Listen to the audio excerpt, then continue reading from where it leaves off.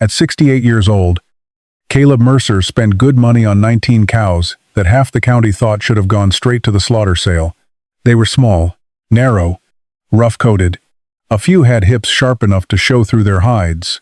When Caleb unloaded them beside the county road, his neighbor Roy Bennett laughed so hard he called another rancher over to look. "You need to see what Caleb bought." By sunset, the joke had already traveled farther than the cattle had. 19 bony cows, an old man, and a 40-year-old notebook written by his dead grandfather. What nobody understood was that Caleb had not bought them because they were cheap. He had spent 6 weeks studying numbers most ranchers would have thrown away. Rainfall, hay use, pasture days, cow weights, water levels, and one sentence his grandfather had underlined twice. Caleb refused to explain what it meant. That only made people laugh harder. Because the spring grass was green, the stock tanks were full, and every rancher around him believed Caleb's land could easily carry more cattle than 19. Then the weather radio issued a dry season warning. Nobody paid much attention. Not even Caleb knew whether it mattered yet. But before that summer was over, men who had laughed at those 19 cows would begin making decisions they never imagined they would have to make. And Caleb would discover whether the notebook he had ignored for 36 years contained wisdom or weather. At 68, he had just made the most expensive mistake of his life. The first cow came off the trailer slowly. Roy Bennett looked at her once, then looked at Caleb. "You paid for that?" Caleb shut the side gate. "Yes." "With actual money?" Caleb gave him a flat look. "No." "Roy, I won her at church bingo." Roy laughed. The cow ignored both of them. She was small, much smaller than the heavy black cows grazing across the road on Roy's place. Narrow shoulders, moderate frame, winter rough coat. Her hips showed more than most cattle buyers in Miller County liked to see. Then the second cow backed down the ramp. She looked no more impressive. Neither did the third. By cow number 6, Roy had his phone out. Caleb noticed. "Who are you calling?" "Nobody." "You're smiling." "I smile sometimes." Roy turned slightly away. "Hey, Mason, you near Caleb's place?" Caleb closed his eyes. 20 minutes later, Mason Cole's pickup slowed along the road. He did not even pull into the driveway. He rolled his window down. Roy pointed toward the corral. "Tell me I'm wrong." Mason stared at the cattle, then at Caleb. "You bought those?" Caleb kept unloading. 7, 8, 9. Mason whistled. "Thought you were buying cows." "I did." Roy laughed again. To anyone driving past, the joke was obvious. Roy's cows were larger, thicker, the kind of cattle that filled a sale ring and looked valuable before the auctioneer said a word. Caleb's looked unfinished beside them, but Caleb was looking at different things. Clear eyes, sound feet, easy movement, no coughing, no obvious weakness. The cattle were thin compared with what the county preferred.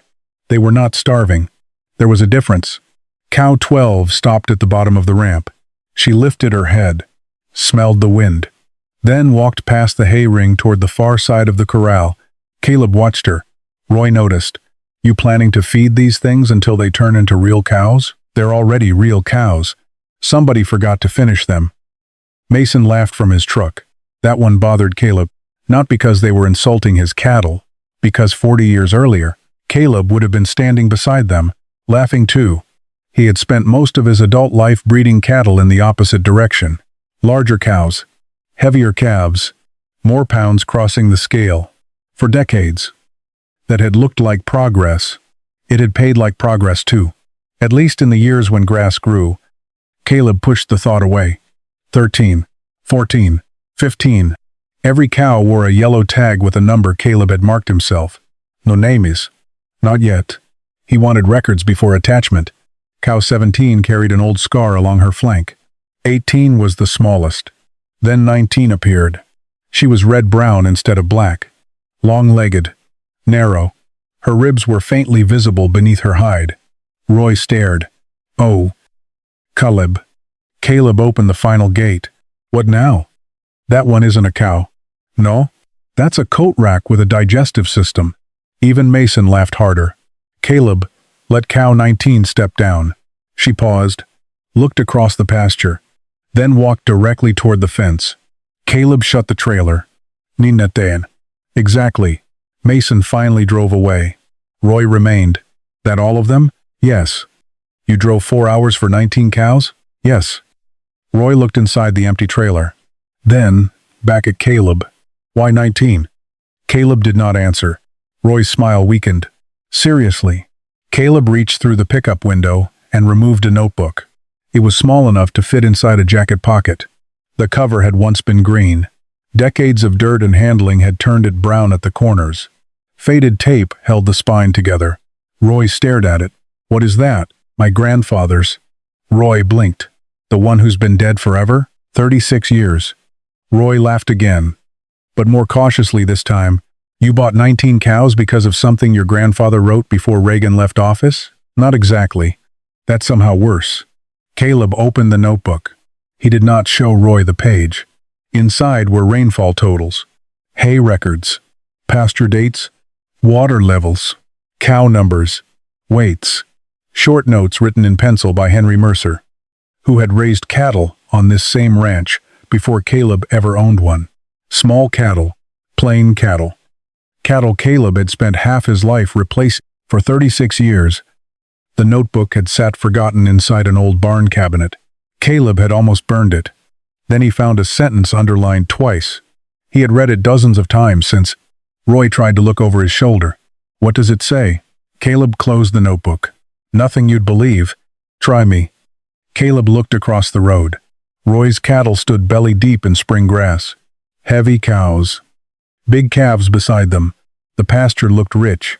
Caleb's own lower field looked just as good. Water stood high in both tanks. Green forage covered ground that would easily feed more than 19 small cows. Roy followed his eyes. You've got grass for 30. Caleb said nothing. Maybe more. In May? Roy frowned. What does that mean? Before Caleb could answer, static burst from the weather radio inside the pickup. A county forecast followed. Below normal precipitation.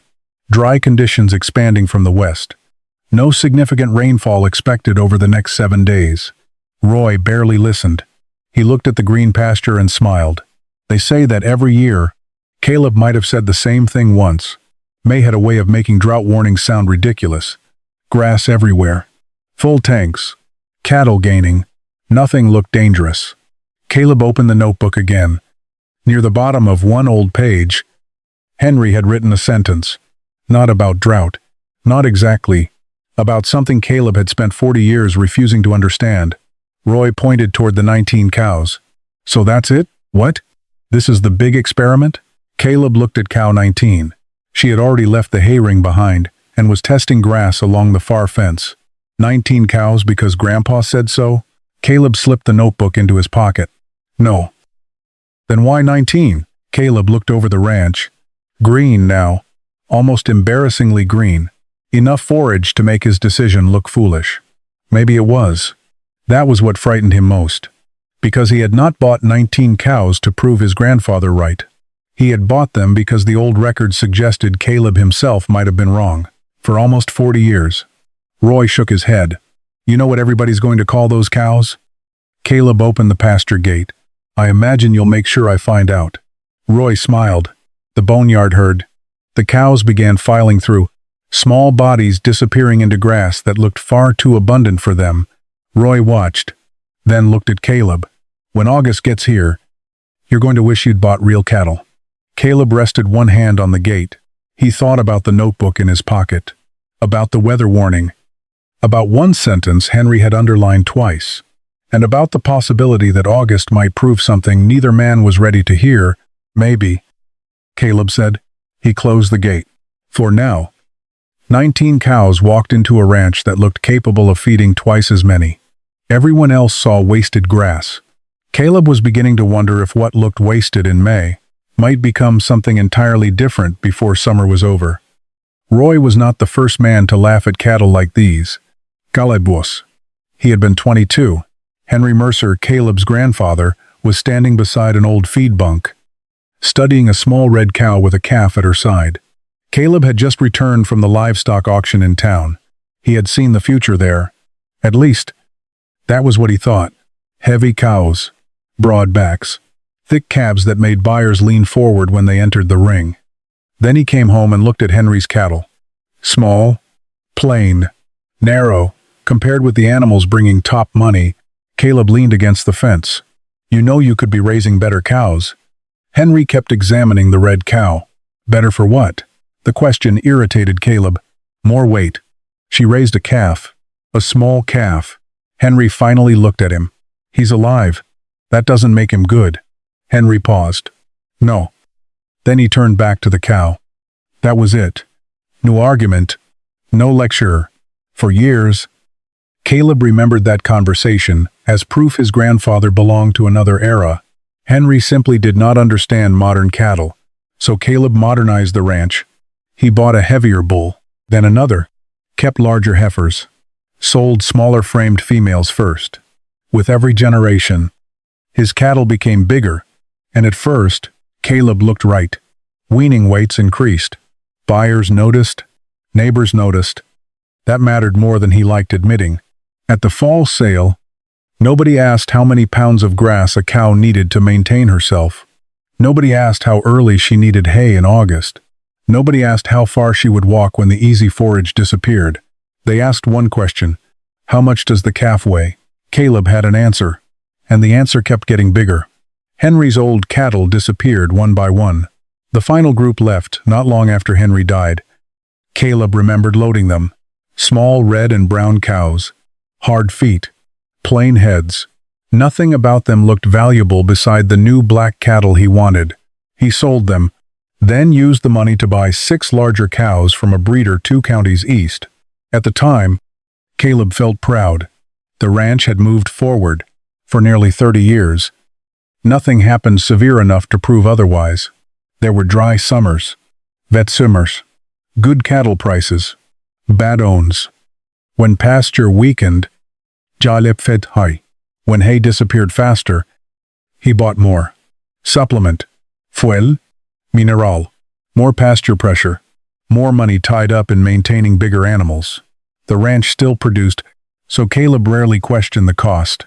Until January. He was cleaning the old north barn when he found a cabinet whose door had swollen shut. He almost left it. Instead, he forced it open with a pry bar. Inside were rusted tools, old receipts, a cracked thermometer, and 3 notebooks tied together with string. One belonged to Henry. Caleb nearly threw it into the burn pile. Then a page slipped open. Cow numbers, calving dates, weights. Beside several entries was the same note. Held condition in dry year. Caleb stopped. He turned the page. More records. Rainfall. Hay use. Pasture dates. Spring levels. Which cows needed supplement first? Which animals stayed productive when grass shortened? Which pastures failed earliest? Caleb sat on an overturned mineral tub. Outside. Daylight disappeared. He kept reading. Something bothered him. Henry recorded calf weights, but he rarely praised the biggest calf. He praised cows that remained useful when conditions became difficult. One entry read, "Good calf. Cow needs feed too early." Another, "Small calf. Cow holds flesh. Keep."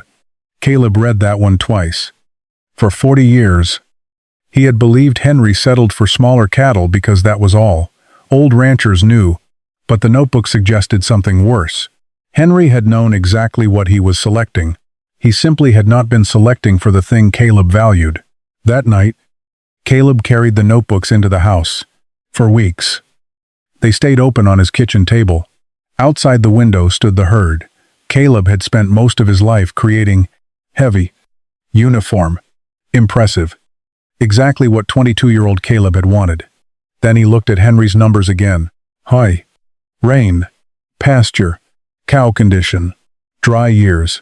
And one question became increasingly difficult to avoid. What if Caleb had spent 40 years breeding cows that looked better, only because the ranch had been paying the difference? He closed the notebook. The next page contained decades of rainfall records. That was where the numbers stopped looking like memories and started looking like a warning. Caleb started with the rainfall pages. At first, they looked almost useless. Numbers, dates, short notes written in pencil. March 120. S. April 21. Yi. May 18 none. June 6, South Pasture slow. There were no explanations. No conclusion. Just years. Stacked on top of years. Caleb spread 3 notebooks across the kitchen table and began comparing them. Henry had marked wet years with 1 blue line along the margin. Dry years with 2 red marks. Those were the pages Caleb focused on. The pattern appeared slowly. In wet years, Henry ran more cattle. Not many more. A few. In dry years, he cut early. Not after the pasture failed. Before, Caleb turned to the hay records. Bales fed 41. Next year, Bales fed 38. Then another dry year.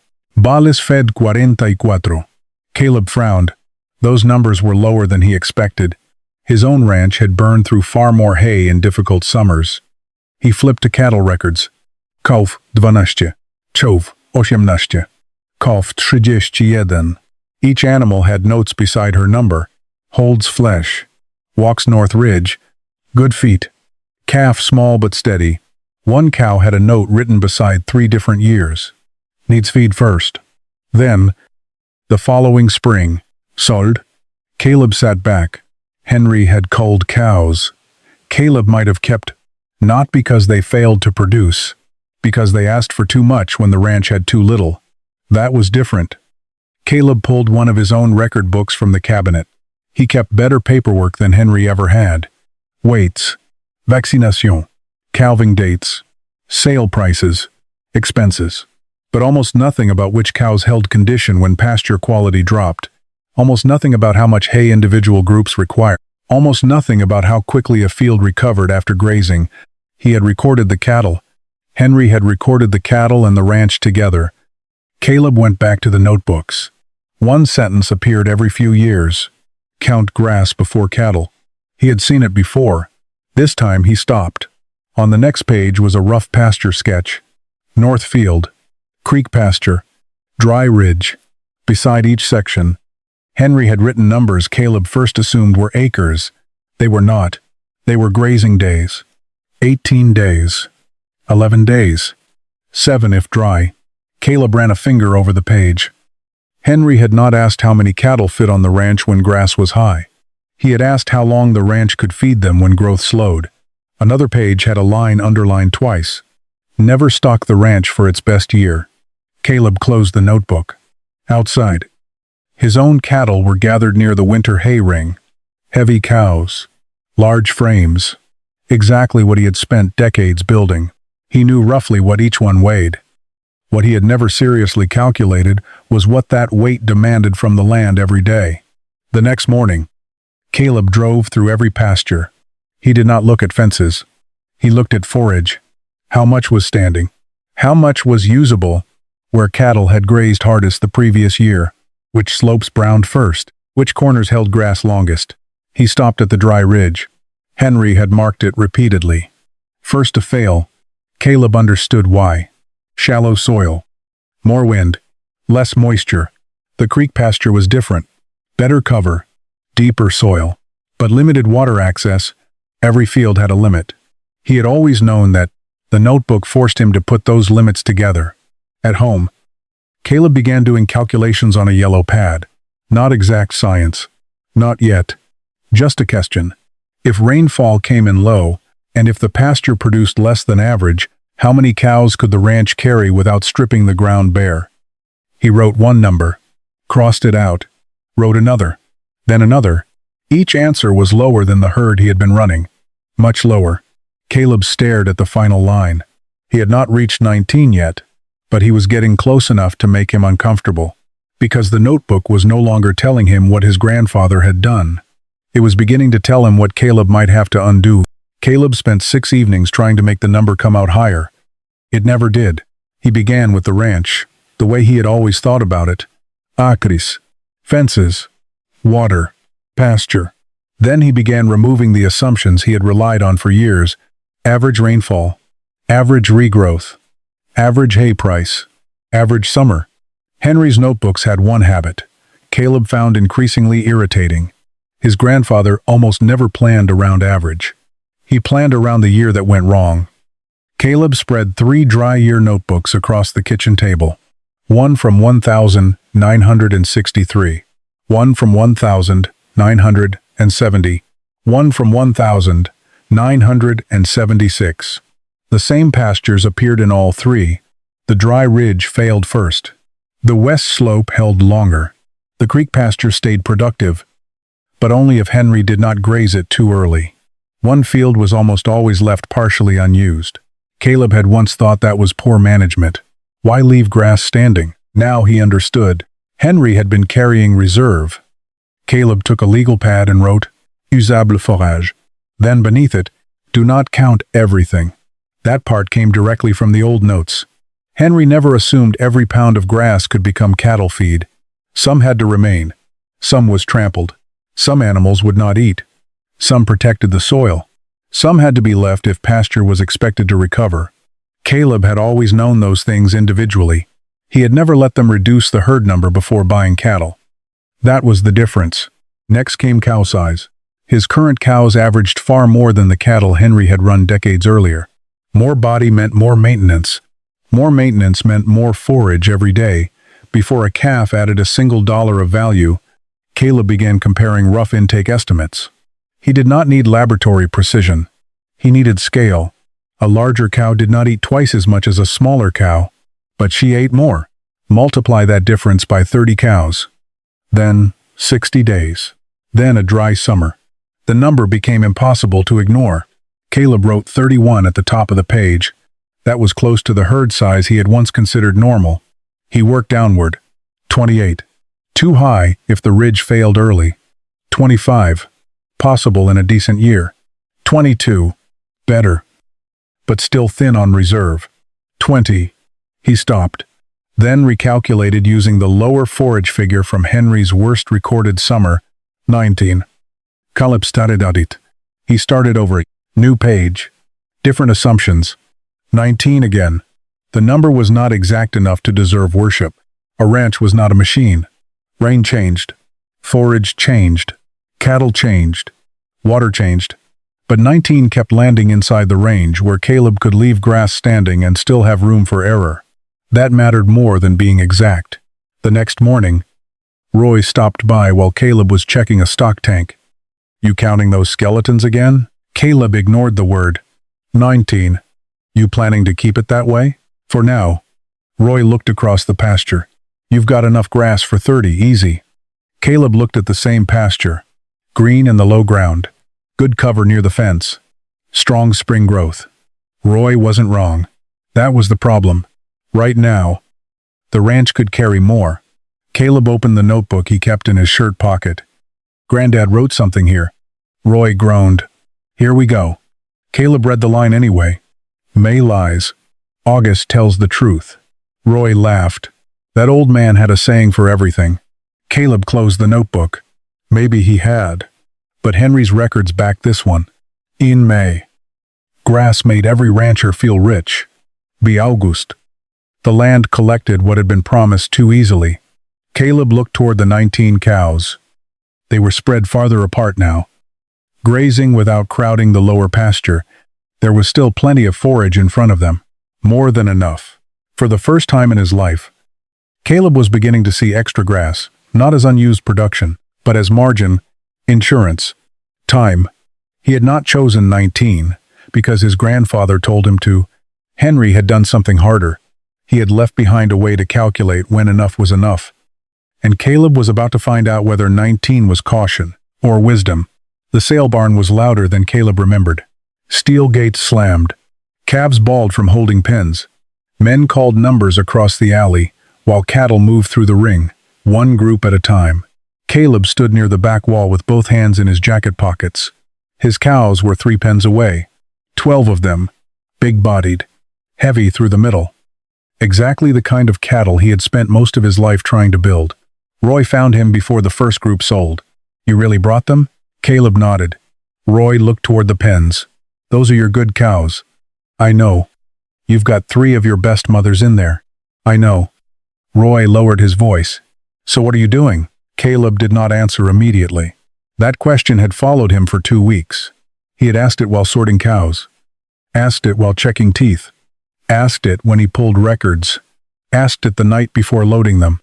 "What are you doing?" The easiest decision would have been to keep the large cows and simply add the 19 smaller ones. Then he could tell himself he was testing Henry's idea without giving anything up. But that would have missed the point.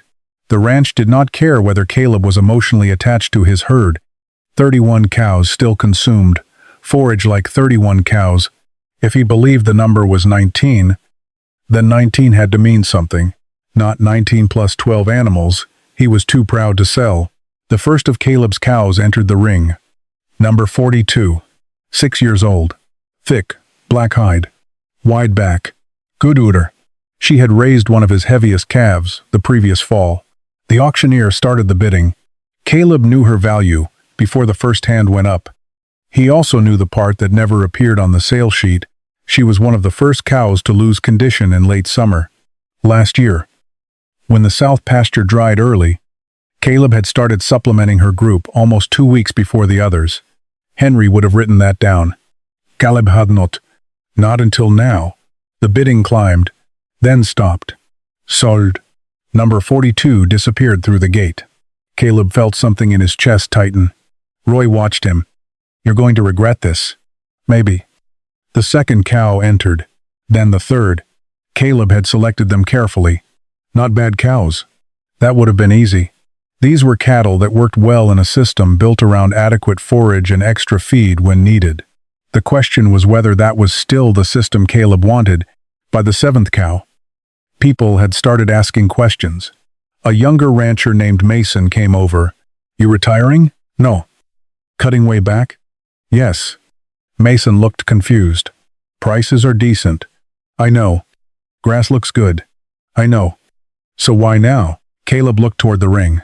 "Because now is when everyone wants to keep too many." Mason laughed like he thought Caleb was joking. Roy didn't. By noon, all 12 cows were gone. Caleb sat in his pickup with the settlement sheet on the passenger seat. The number at the bottom was good. Better than he expected. That did not make him feel better. For decades, those larger cows had represented progress. They were proof that Caleb had improved what Henry left behind. More weight, more production, more visible value. Now Caleb had sold them because an old notebook had forced him to measure something else. Not what a cow produced in a good year. What she demanded in a bad one. He opened Henry's notebook. There was a page he had read several times but never understood fully. "Keep the cow that stays useful when the ranch gets poor." Caleb stared through the windshield. At 22, he would have called that conservative. At 40, inefficient. At 68, it sounded expensive to ignore. He drove home that afternoon with an empty trailer. The 19 smaller cows were waiting near the lower pasture. When Caleb opened the gate, several lifted their heads. None looked impressive. That was becoming less important. Roy pulled in behind him. He walked to the fence and looked from the cows to the empty trailer. "You really did it." Caleb nodded. "You sold the good ones?" Caleb leaned against the gate. "No." Roy looked at him. "I sold the ones that were good at something different." For once, Roy had no quick answer. Caleb opened the notebook again. The next test would not happen in the sale barn. It would happen in August. And if Henry had been wrong, Caleb had just sold 12 of the best cows he had ever owned to prove it. For the first month, Caleb did more watching than working. That was harder than it sounded. He had spent most of his life managing cattle by moving them, feeding them, treating them, weighing them, breeding them. Now he was trying to learn from them. The 19 cows had settled into the lower pasture within 3 days. They did not graze the way Caleb's old herd had. That was the first thing he noticed. His larger cows tended to stay close to the best grass and the easiest water. These cattle spread out, not dramatically, not in some miraculous way, but enough that Caleb began carrying a small notebook in his shirt pocket. Cow 7 crossed the shallow ridge almost every morning. Cow 12 preferred the rougher grass near the east fence. Cow 18 spent more time in the shaded draw during the hottest part of the afternoon. Cow 19, the red-brown cow Roy had called a coat rack, walked farther from the stock tank than any of the others. Caleb wrote everything down. At first, He felt ridiculous. Then he remembered Henry's notebooks. His grandfather had not trusted memory either. After 2 weeks, Caleb began checking body condition, not by appearance from the road, by putting his hands on the cattle when they came through the working pen, backbone, ribs, hooks, pins. He wanted to know which cows were actually maintaining themselves and which only looked tough. Most were holding reasonably well. A few surprised him. Cow 4 looked narrow but carried more flesh over her ribs than Caleb expected. Cow 11 had a rough coat but moved strongly and stayed steady. Cow 18 worried him. She was the smallest cow in the group. At first, Caleb had assumed that meant she would be easy on forage. But small did not automatically mean efficient. By the 3rd week, she had begun losing condition. Caleb watched her more closely. She was often late to water, slow to rejoin the herd.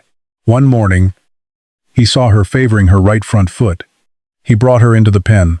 The hoof was cracked along one side, not catastrophic, but enough to change how far she wanted to walk. Caleb trimmed what he could, treated the damaged area, and gave her time. For several days, she improved, then slipped again. That was when Caleb understood something else Henry had been doing in the notebooks. The old man had not been protecting small cows because they were small. He had been selecting cows that fit the ranch. There was a difference.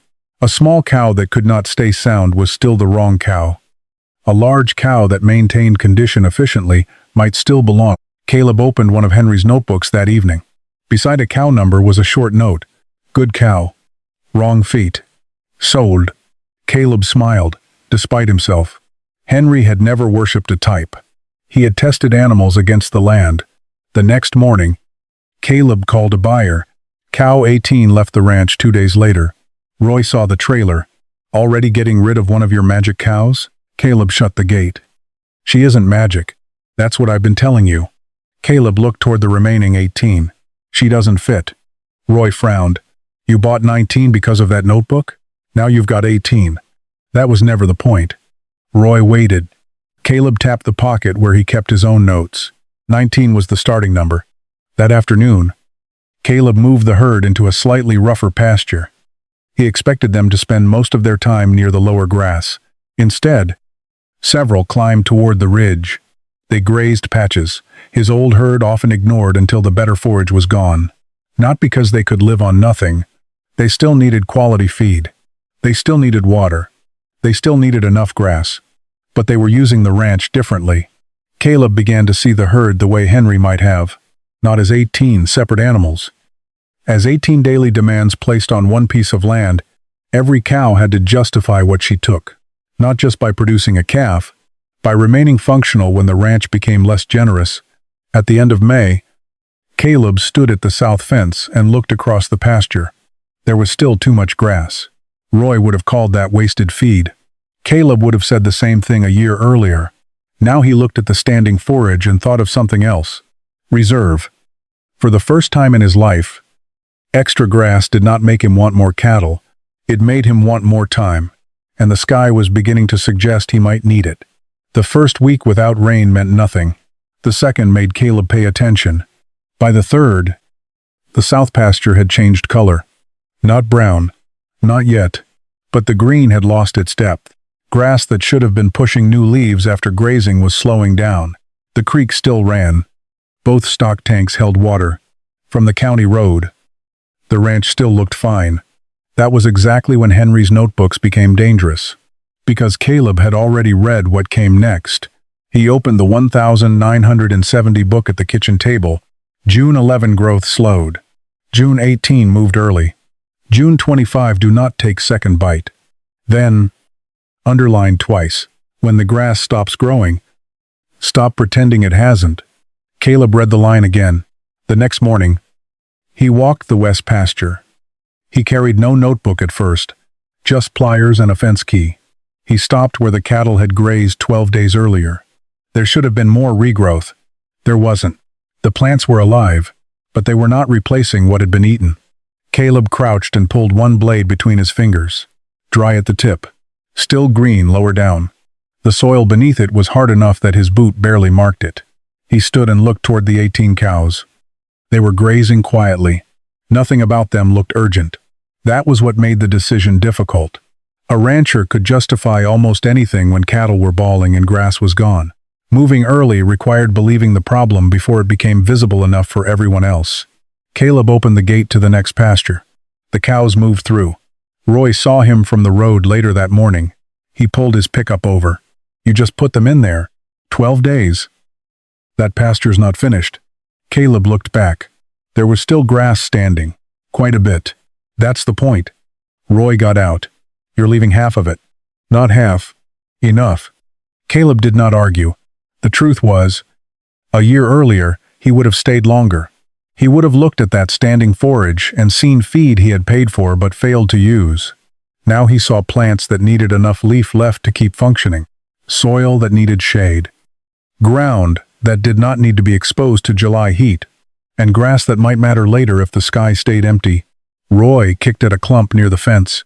"Forecast says chance of storm Sunday." Caleb nodded. It had said that last Sunday too. The storm came on Sunday. Dark clouds built over the western ridge.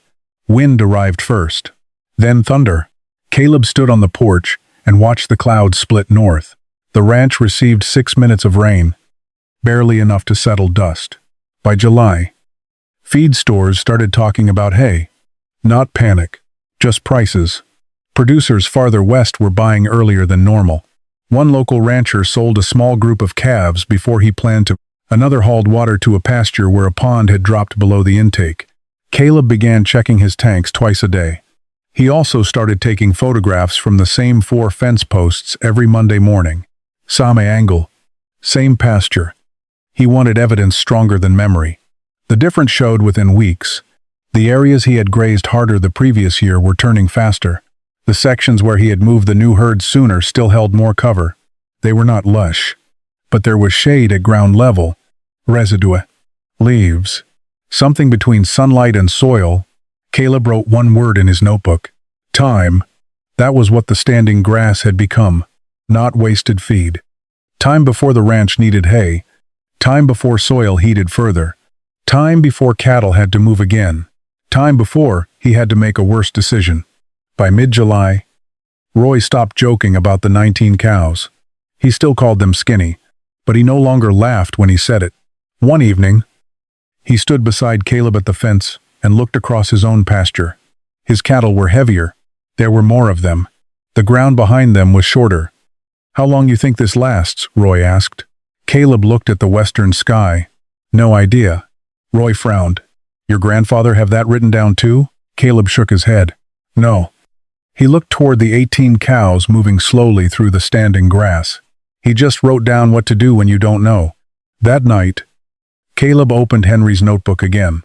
Near the bottom of one dry year page was a sentence he had almost ignored the first time. "Save one pasture for when you think you need it." Below it, "Wait longer." Caleb closed the book. The drought had not become a disaster yet, but for the first time, he understood why his grandfather had planned before anyone else felt afraid. The ranch did not need Caleb to predict when the rain would return. It needed him to make sure there was still something left if it didn't. By the first week of August, cattle prices had started to separate ranchers into 2 groups: those who still had grass, and those who needed to turn cattle into cash before the grass disappeared completely. Caleb heard about the first emergency sale on a Tuesday, then another. Then Roy called. "You looking for cows?" Caleb was checking the north tank. "No." "You haven't heard the price." "Doesn't matter." Roy laughed once. "You've got room." Caleb looked across the pasture. The 18 cows were spread beneath a thin line of cottonwoods. Grass still stood around them, not green the way it had in May, but standing. That distinction had become important.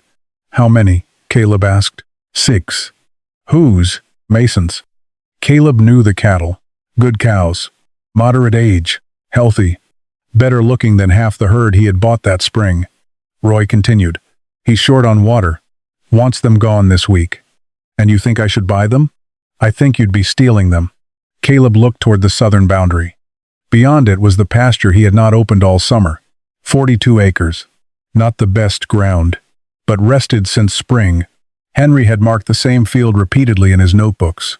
Late reserve. Do not touch early. Caleb had begun thinking about opening it almost every morning. The grass there was taller than anywhere else on the ranch. It irritated him. Every ranching instinct he had developed over 40 years told him unused forage was wasted forage.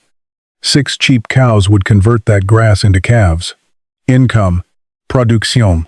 Something measurable. Caleb told Roy he would think about it. That evening, he took Henry's notebooks to the porch. He did not search for an answer. He searched for a pattern. The old man had faced the same temptation. In 1976, Henry had written, "Neighbor offered 5 cows cheap. Did not buy." 2 pages later, dry ridge done. Creek low. Reserve still closed. Then, in September, opened reserve 9/3. And enough to delay hay. Caleb stared at the dates. The cows Henry refused to buy would have seemed profitable in July. By September, they would have been mouths eating, the only pasture he still had left. Caleb closed the notebook. The next morning, Roy drove over. "Well? No. You didn't even go look at them. I know what they are. Good cows. I know. Cheap. I know." Roy shook his head. "So what's the problem?"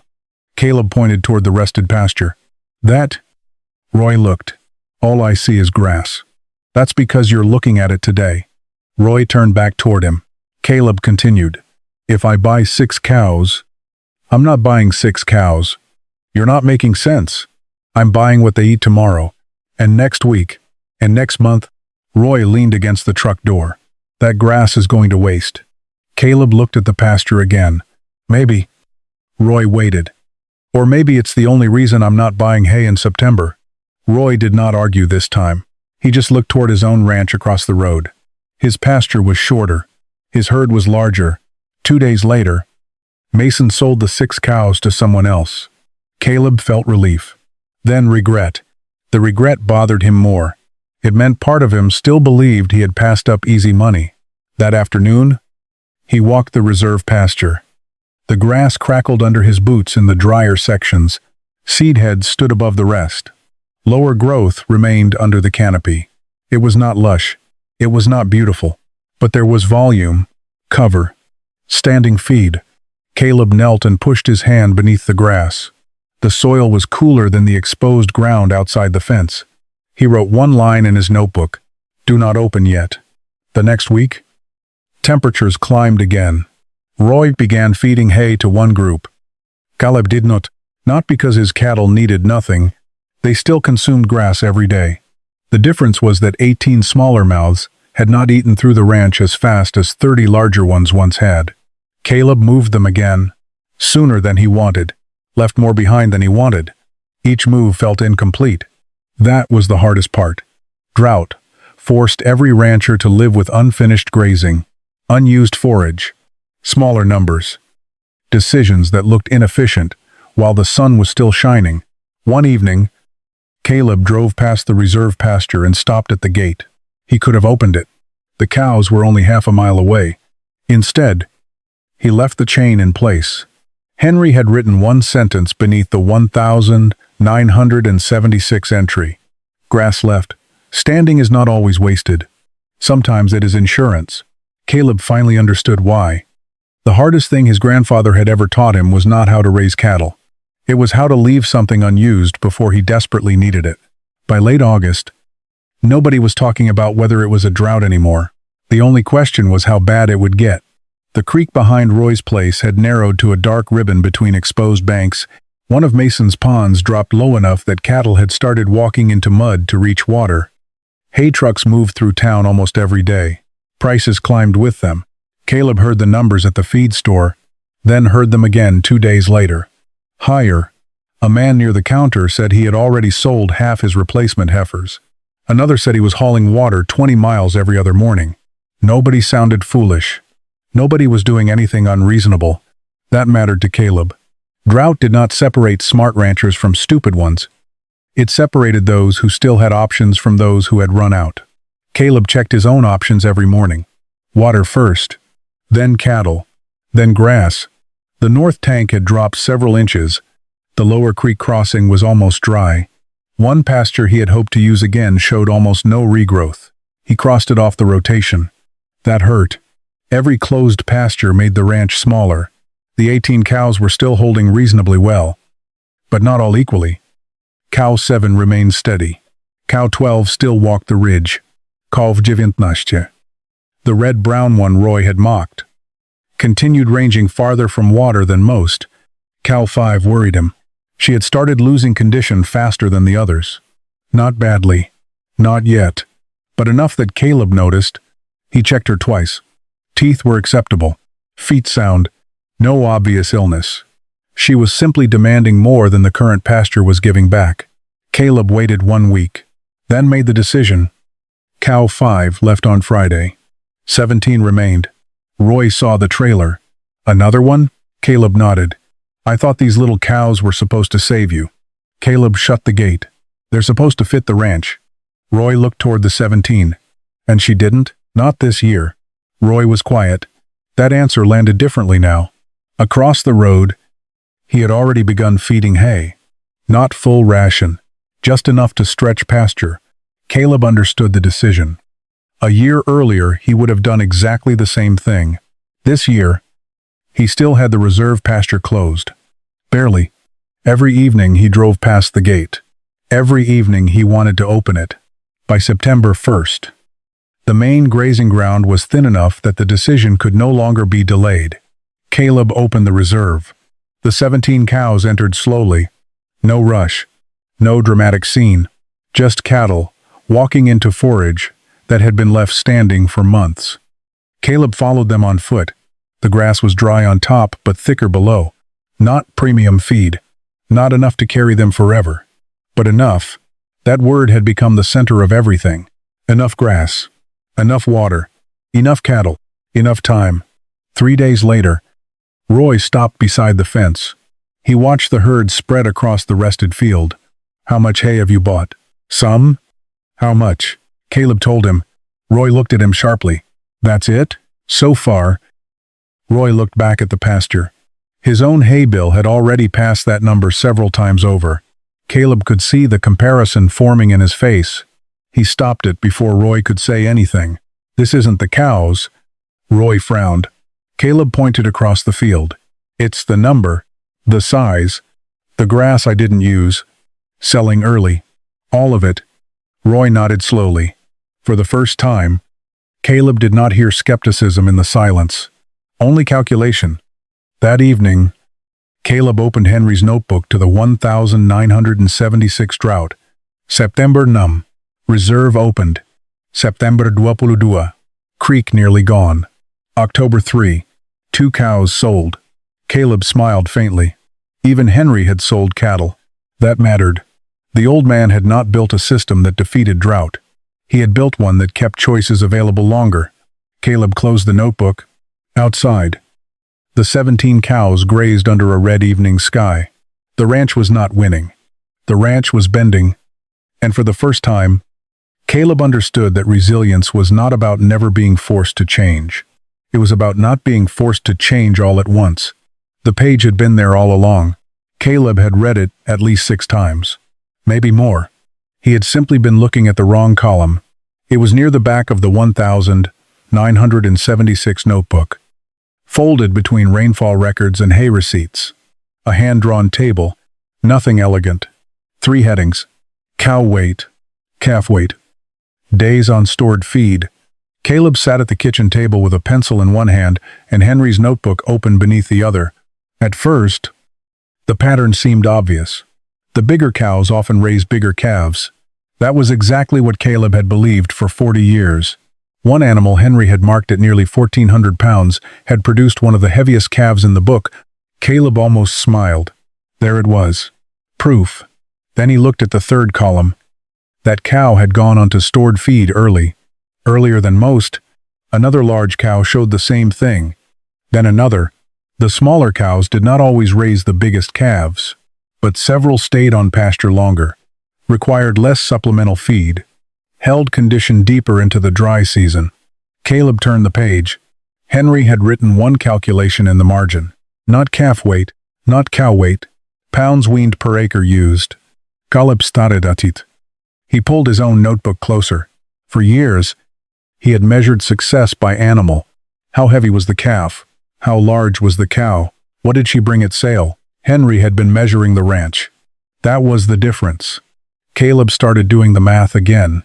A larger cow might wean a heavier calf, but she also required more forage simply to maintain herself. Multiply that across an entire herd. Then add drought. Then add hay. Then add the pasture that had to be grazed harder to keep those animals fed. The calf looked better. The ranch did not always benefit. Caleb wrote one sentence across the top of his legal pad. Bigger cow does not always mean bigger system. He crossed out the word system, then wrote, better ranch. That felt closer. The next morning, he walked through the reserve pasture.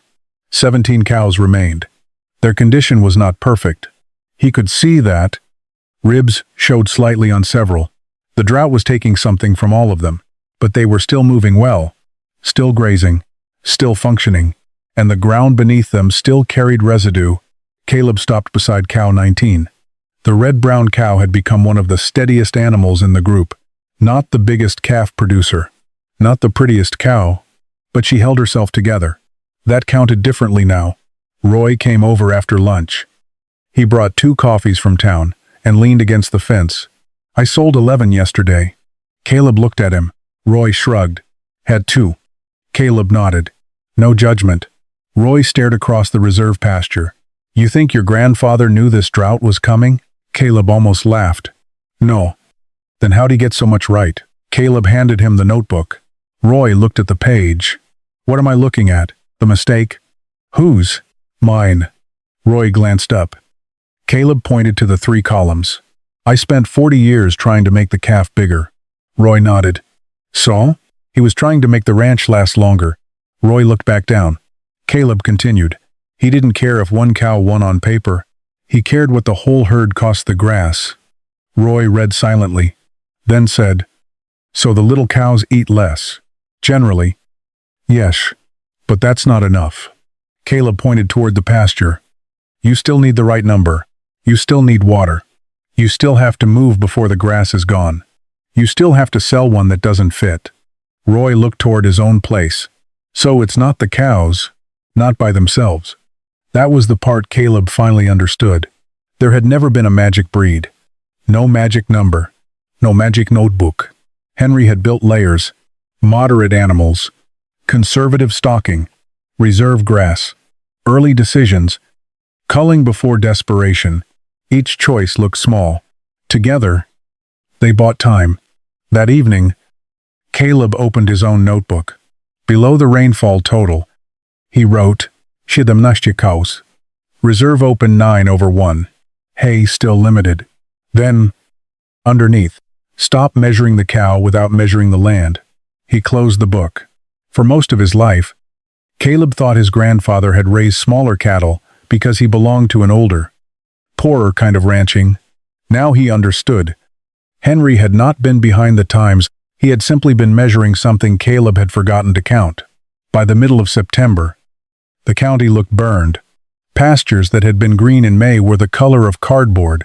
Dust followed trucks down gravel roads and stayed suspended long after they passed. The creek behind Caleb's place had broken into shallow pools. 2 stock tanks were below half. The reserve pasture was no longer reserve. The 17 cows had been on it for nearly 3 weeks. And Caleb was starting to see the bottom, not bare ground. Not yet. But enough to know the next decision was coming. He walked the pasture before breakfast. The cows were spread out. Cow 19 was near the far fence, grazing beneath the dry heads of taller grass. Cow 7 still looked steady. Cow 12 had slipped slightly. Caleb stopped beside her and ran one hand along her ribs. She was still functional, still sound, but the drought had changed the question. In spring, he had asked whether a cow fit the ranch. Now he had to ask whether the ranch could keep carrying her through winter. That was harder. At the kitchen table, Caleb opened his own notebook instead of Henry's. He listed what remained: 17 cows, hay inventory, water, standing forage, expected winter demand. Then he looked at the number twice. He could keep all 17. Probably. But probably required buying more hay if winter came early. The old Caleb would have waited, fed more, hoped for rain. The new Caleb knew what delay cost. He marked 2 cows. Not bad cows. That was the point. They were simply the 2 that asked the most from the system while returning the least certainty. Both left 3 days later. 15 remained. Roy came over that afternoon. He had sold another group that morning. His herd was nearly half what it had been in May. You cut again? Tfo. Roy nodded. No joke this time. They stood at the fence. Across the road. Roy's best pasture was shorter than Caleb had ever seen it. Bare soil showed between plants in several places. Caleb's ground was brown too, but more residue still covered the surface. Not enough to brag about. Enough to matter. Roy kicked at the fence post. I thought I could feed through it. So did I. For 40 years. Roy looked toward the 15 cows. They still look small.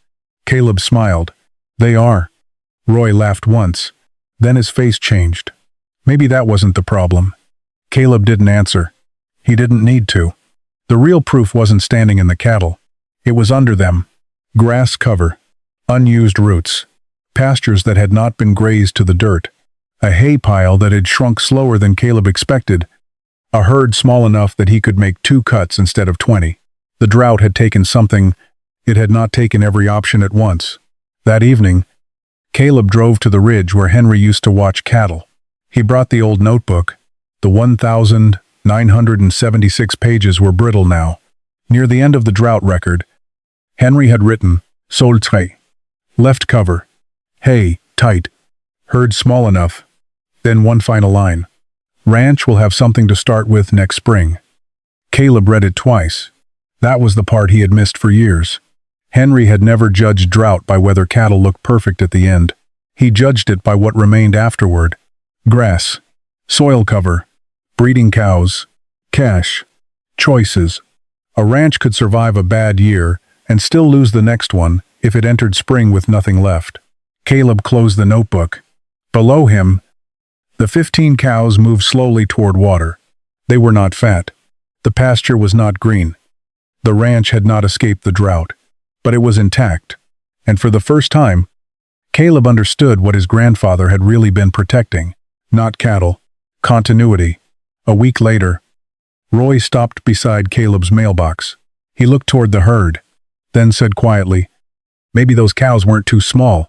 Caleb looked across the road at the dry pastures. Maybe ours got too big. Roy nodded. Neither man said anything else. There was nothing to celebrate. No winner. No loser. Only a drought that had stripped away the assumptions both of them had carried into summer. And one old notebook that had been waiting 36 years for the weather to make its lesson impossible to ignore. The rain came in October. Not enough to erase the drought. Not enough to refill the creek.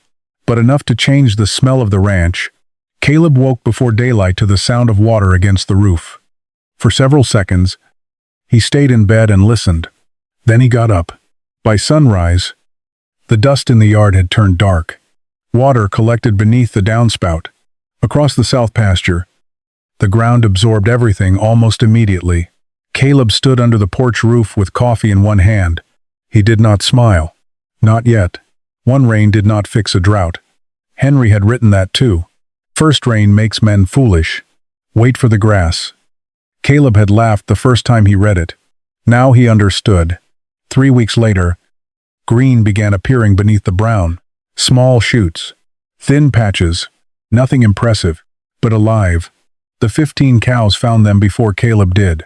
He watched them graze and then moved them before they could take too much. The habit had become automatic now. Leave enough. Wait.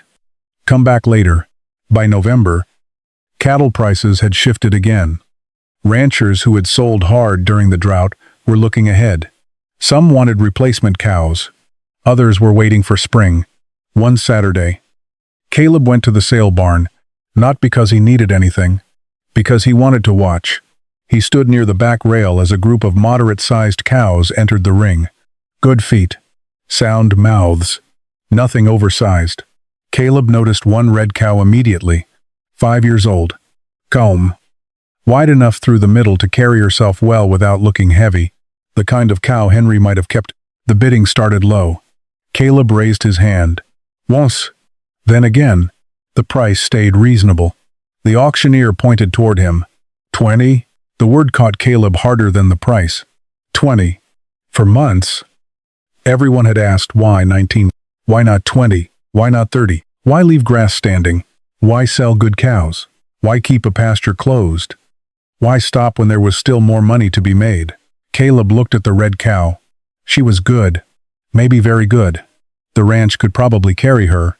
Probably. That word had become dangerous. The auctioneer called again. 20? Caleb lowered his hand. The cow sold to someone else. Roy, standing 2 rows behind him, caught up near the exit. You wanted her? She was a good cow. So why'd you quit? Caleb pulled his jacket tighter. Because I don't know what spring looks like yet. Roy stared at him.